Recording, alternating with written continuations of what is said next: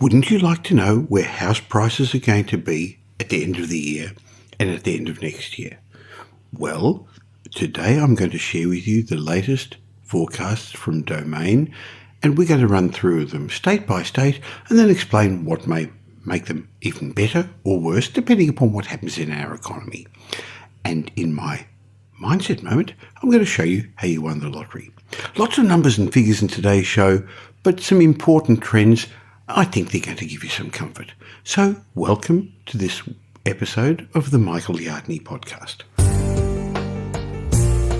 Welcome to the Michael Yardney podcast, where twice each week you will learn a number of new ideas regarding success, property investment and money in around 30 minutes. Our show is brought to you by Metropole, who specialise in helping you grow, protect and pass on your wealth through strategic property and wealth advice. Now here's your host, Michael Yardney, Australia's most trusted property commentator who has once again been voted Australia's leading property investment advisor. That's the fifth time he's won a similar award in the last 7 years.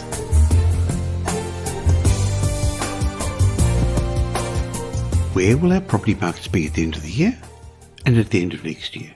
Now that's a question more people are asking as our real estate markets seem to be bottoming out.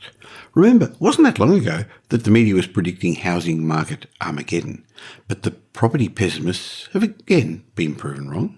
Once again, as green shoots are appearing and it looks like we are reaching the bottom of the property cycle. Having said that, this has been the longest and the deepest property downturn in modern history. While the combined capital city market values are down just over 10% from their peak, according to CoreLogic, Sydney property values have fallen 14.9% and Melbourne property values 11% from their peaks around 2 years ago. And the languishing Perth and Darwin property markets, well, they've been falling for close to 5 years, haven't they? So what's ahead? Economist Trent Wilshire from Domain forecasts that property values are likely to stabilise in Australia's capital cities by the end of the year, and in fact rise in some locations, and he thinks that we're going to have moderate growth in 2020. So in this show, I'm going to share with you the results of Domain's mid-year property market forecast. We're going to go through each state. I'll explain what Domain thinks and give you a couple of my own thoughts as well. Now, interestingly, our research at Metropole suggests that property prices are likely to fall just a little bit more in the coming months, but the rate of house price falls are declining and interest rates are falling, consumer confidence is rising, there's more certainty with our government and with our taxation system, and the banks are starting to loosen the screws and lend a little bit more. And this has meant more people applying for home loans, more people are coming to open for inspections, and vendors who sat on the sidelines not wanting to sell their properties, waiting for the market to turn, they're starting to gain confidence because they're seeing auction clearance rates rising, although they're on lowish numbers. So what we're watching at Metropole are for a number of vendor metrics, days on markets. We're waiting for them to drop a bit. In other words, for it to be a bit quicker to sell properties, and for vendor discounting, how much a vendor needs to discount their property to affect the sale fast. We're waiting for that to drop a bit more, as well as we're looking to see when there's going to be more properties on the market for sale before we're prepared to call a market bottom. We're also looking to make sure that credit seems to be flowing more because people apply for credit before the market starts to turn. Even though our economy is languishing, strong population growth, and Treasury is forecasting population growth at 1.75% per annum, at a time when the recent construction boom is slowing and building approvals for new constructions are down 20% on a year ago, all that suggests that the current oversupply of dwellings is soon going to be soaked up and the market cycle is going to move on. So let's look at what Domain forecast our property markets to do state by state. Let's start with the biggest capital city, Sydney, and they're suggesting that as the year moves on, apartments and house prices in 2019 are going to rise. They'll be 2% higher by the end of the year.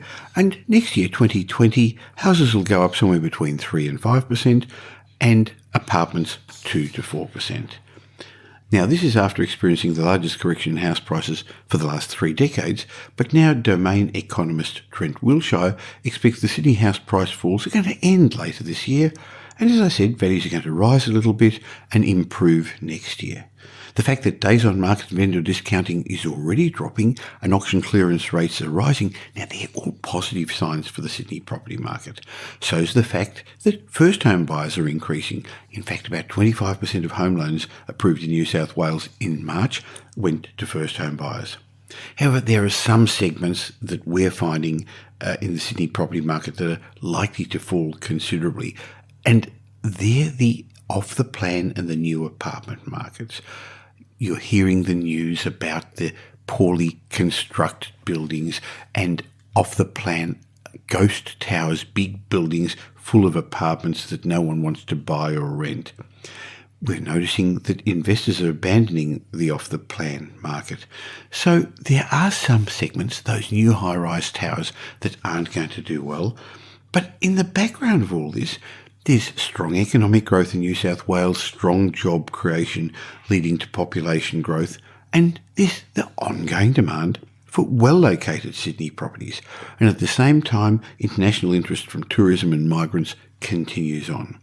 In our mind, currently, Sydney's offering an ideal opportunity to buy established flats, not the big high-rise apartments, but the older established apartments in the eastern suburbs and the lower North Shore and the inner west, and in the right sort of houses as well, because we're still in a buyer's market with little further downside and the prospect of the market moving forward again later this year, as Domain suggests, or early in 2020. So I see it as the best counter-cyclical opportunity to buy in Sydney for well over a decade, and probably 3 decades, considering Sydney house prices haven't fallen anywhere near as much as that during the global financial crisis. Let's have a look at what the Domain forecasts are for the Melbourne property market. Well, Melbourne house prices have fallen about 11%, and the value of Melbourne apartments haven't dropped as much. They've dropped about 8% since their peak. But Domain economist Trent Wilshire forecasts that house and unit prices are going to increase about 1% between now and the end of the year, and in 2020 house prices will grow around 1 to 3% and unit prices 0 to 2%. But at Metropole we're finding the Melbourne property market very fragmented, and the price in some areas has already picked up considerably more than that. It's interesting that the resilience of the apartment sector, despite the high supply, probably comes back to the fact that affordability is much better in Melbourne at a time when there's a lot more first home buyers taking advantage of the incentives. Interestingly, at Metropole, we're finding Melbourne's property market is regaining confidence. Auction clearance rates are rising and more people are applying for loans and they're interested in getting into the market. And I believe the overall property market in Melbourne is going to be underpinned by a robust economy, strong jobs growth, and Australia's largest population growth. We're getting about 35% of all overseas migrants coming to Melbourne. Remember, Melbourne is rated as one of the 10 fastest growing large capital cities in the developed world. And its population is likely to increase by about 10% in the next 4 years. Where are we going to put them all? Okay, let's continue on with the forecasts from Domain.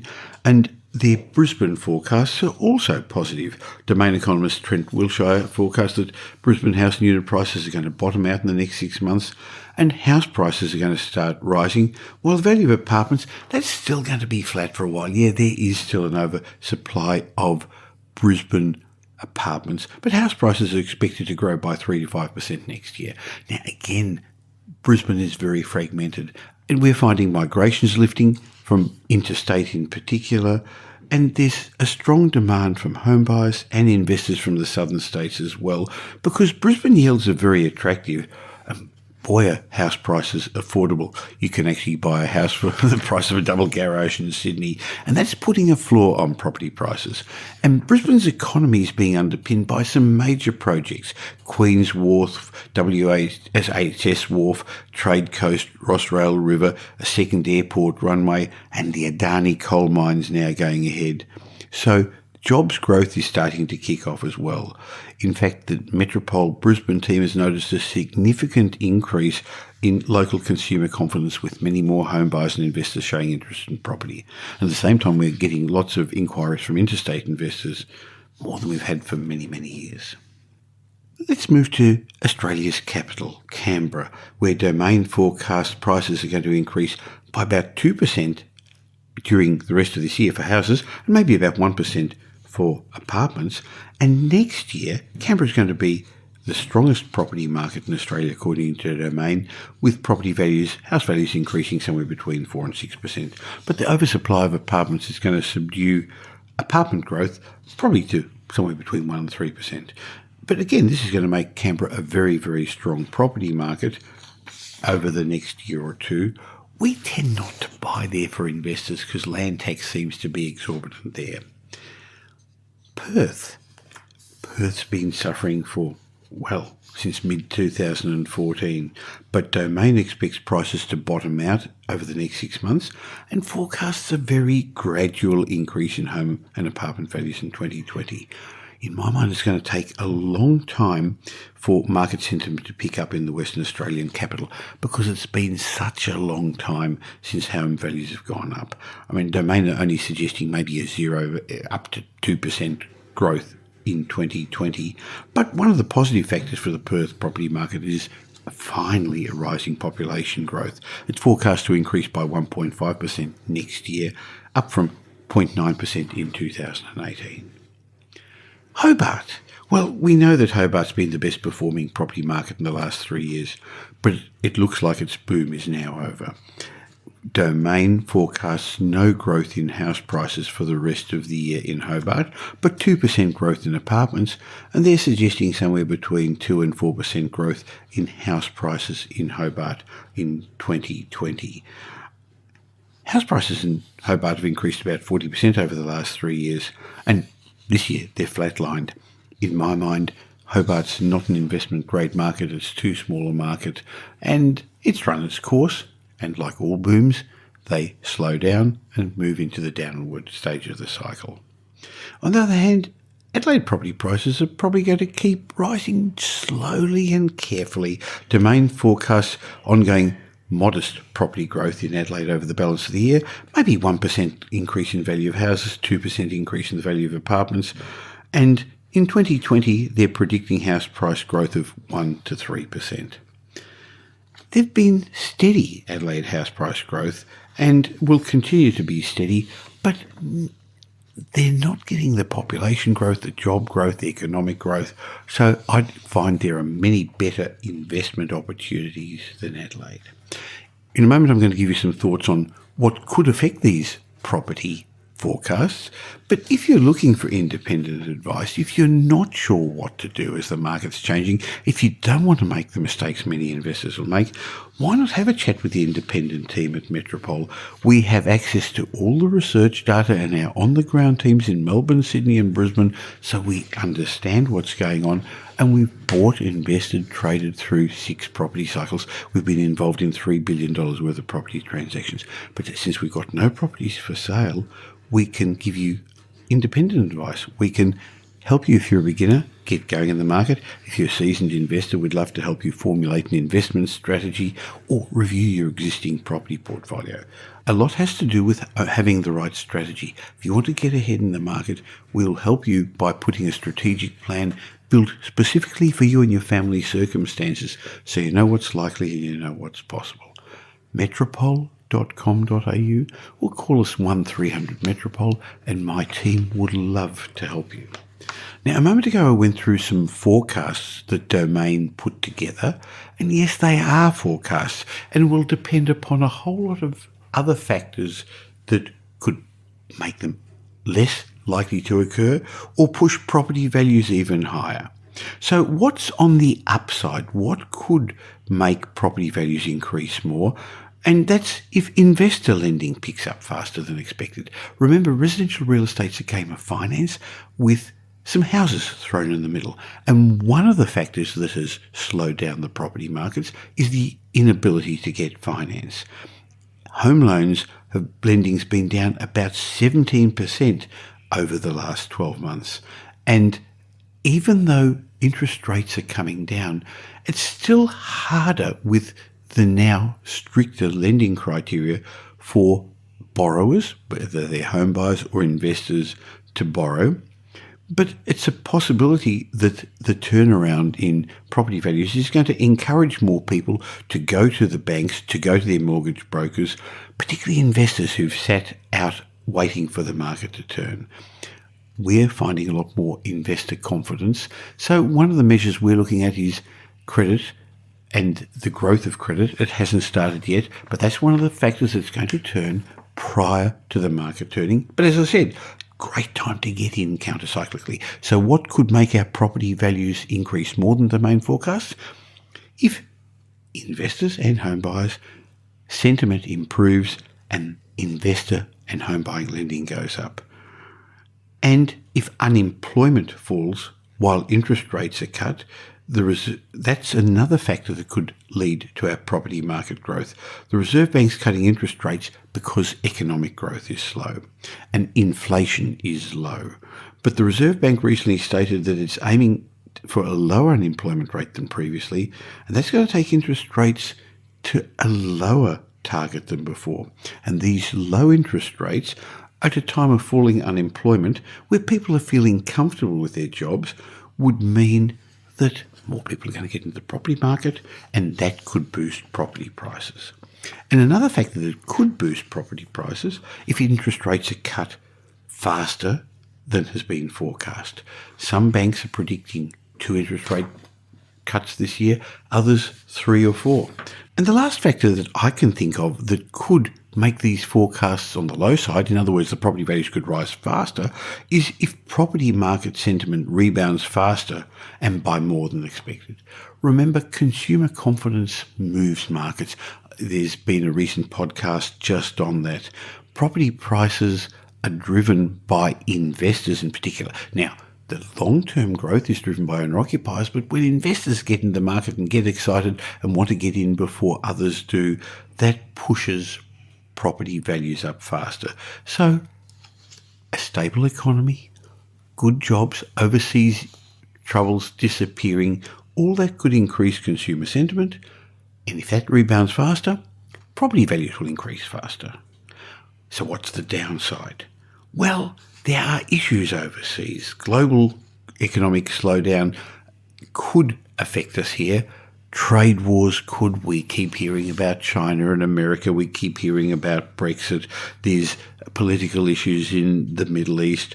All those things could affect us. And if there is a trade war or if China's growth doesn't continue, they won't require the iron ore and our other exports, and that could harm our economy.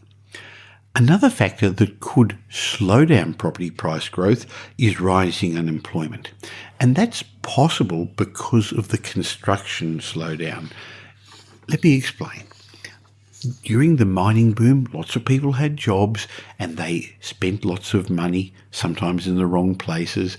And what kept these people in jobs when the mining downturn hit us was the government encouraged building by lowering interest rates. So we started building all these high-rise towers in all our capital cities. So workers moved to building towers and house and land packages and houses. But the construction industry is slowing down now.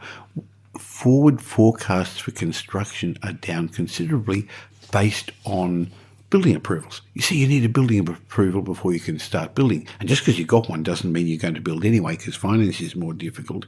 So the outlook for the construction sector has worsened over the last little while. And if these people can't find other jobs, not having a job may put them at risk with their mortgage, or they're just not going to spend, and that could slow down our economy as well. Sure, there's an infrastructure construction pipeline, but it doesn't seem to require as many workers. And the other thing that could slow down the forecasts that Domain have put are that owner-occupiers and investors just don't borrow in response to low interest rates. APRA is loosening the screws a bit, interest rates are coming down, but unless consumer confidence improves, unless people are feeling confident in their own economic circumstances and jobs, it's likely that they're going to sit tight until conditions get better. So there are some forecasts. We're likely to be hitting the bottom of the market soon. Remember, no one's going to ring a bell, and by the time you know that the market has bottomed, it happened months ago. Because what's going to happen is eventually we're going to read that auction clearance rates are higher, property values have increased, more people are making money in property. But they're the people that bought their properties 3-4 months ago before those reports come out, and they're the ones who made the decision even months beforehand. So in my mind, if the finance is right, if your job is secure, now is the best time to get into our property markets countercyclically. But don't make the same mistake others have made. Not all properties are investment-grade properties. Remember, any property can become an investment. All you do is you kick the landlord out, put a tenant in, and you've got an investment. But that doesn't make it investment grade. And during a period of lower wages growth, lower interest rates, lower inflation, property price growth isn't assured. And I agree with Domain's forecast that we're not going to have double-digit growth. If we did, with lower wages growth and lower inflation, we're going to lead to a crash. So you've got to be very selective where you buy and choose areas where people's wages increase faster than average. And that's really easy to tell when you dig into the demographics of suburbs, and that will help you by taking a top-down approach, seeing which states are in the right areas for getting economic growth, which suburbs are in the right locations where people's wages are going up, and which properties are appropriate for those areas. Of course, it's much more complicated than that, and that's why I break things down every week in my podcast. But if you're unsure where to head, keep listening to the podcast, keep reading my property update blog, and have a chat with my team. Why not? Call us at 1300 Metropole or go to metropole.com.au. We'd love to help you take advantage of this great opportunity. Now here's Michael's mindset message. Remember, a change in your thinking will lead to a change in your life.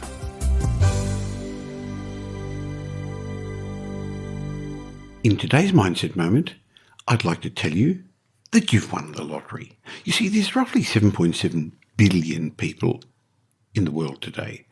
Now imagine that there was a world's biggest lottery in which every one of us was required to draw a ticket, and that's going to give us the circumstances how we're going to be living for the rest of our lives. It would decide whether you're male or female, where you'd be born, the type of government that would be there, the country that would be, your parents' income level, your parents' occupation. It would decide your IQ. The lottery ticket you'd pick up would decide your weight, height, eye colour, hair colour, body type, your personality traits, your temperament, your wit, your sense of humour, what sort of health you'd have. Now, if you're listening to this, I'm guessing the ticket you drew when you were born wasn't too bad. The probability of drawing a ticket that has the favourable circumstances you're in right now is incredibly small. In fact, I read that the probability of you being born is basically zero. It's 10 followed by 2,685,000 zeros. In other words, you're a miracle. Now, I remember Warren Buffett talking about how important it is for us to be grateful. You've heard me say that as well. He said you should be grateful for the circumstances we're born into and for the generous ticket you were offered in life. He says that we should not take anything for granted or think that what we've now got is the product of something that we did. It's just that we drew a lucky ticket. He points out that all his skills in the art of allocating capital that's made him that multi-billionaire, he says they'd all be useless if he was born into poverty or if he was born into a civil war. Yet most of us are too quick to complain. We complain about the traffic, about the weather, about the ungrateful client or whoever that we sometimes have to deal with. We suffer from self-entitlement syndrome. Entitlement gets us nothing but heartache. It blinds us from the magic of gratitude. And most of all, it lets us off the hook, pushing us away from taking responsibility and, in fact, action, and towards apportioning blame, anger, self-pity. On the other hand, gratitude is just as valid a choice, except that gratitude makes us open to possibilities. It brings us closer to others. It makes us happier. So here's a trick, the message for today's mentorship moment. You're not grateful because you're happy. You're happy because you're grateful. Well, there was lots of information in today's podcast. I hope you got the hint that the worst is behind us and good times are ahead. More than that, you won the lottery in life, didn't you? And that's great. So if you got some benefit from this, please click the share button that's on all podcast apps, or just tell somebody about it, because just like I'm trying to help you become a more successful business person, entrepreneur, property investor, I'd like you to pass the message on so others can become successful in their financial life as well. Let's all aim to lift the standard up. And if you have enjoyed it, I also appreciate when you leave a podcast review on whichever app you use. Now, they're sometimes hard to leave, aren't they? But I'll read out two I got recently. Daring Night Owl said, better than Sunday papers. Well, that's okay. I actually haven't read a Sunday paper for a long time, Darren. But what he said was, thank you. I really enjoyed it so much, and I've only listened to 2 shows. And if you've taken the trouble to leave a review, even after 2 shows, I want to say thank you. And I do to everyone who leaves a review that I read out on the show. Email me, michael@metropole.com.au, and I'll gift you a copy of one of my books. Just like I will to 81 Kizza, who left a 5-star review saying, this podcast has helped me and my family immensely. It's given us the confidence to buy an investment property and start our journey to financial independence. Thank you, Michael, for sharing your knowledge with us. Quality advice from a highly respected investor.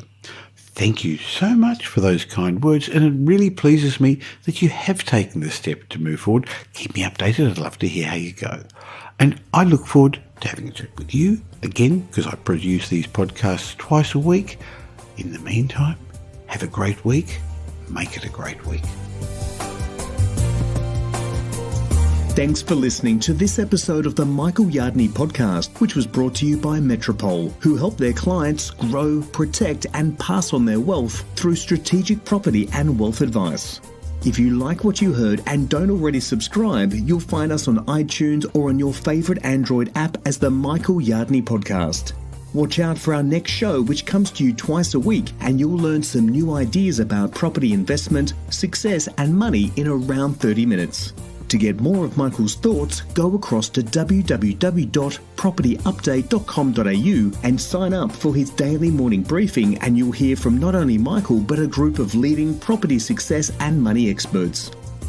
And just a reminder that the information you heard in this show today is general educational advice and not specific investment advice, as we don't know your personal circumstances. If you're looking for specific advice, why not ask the team at Metropole to help you?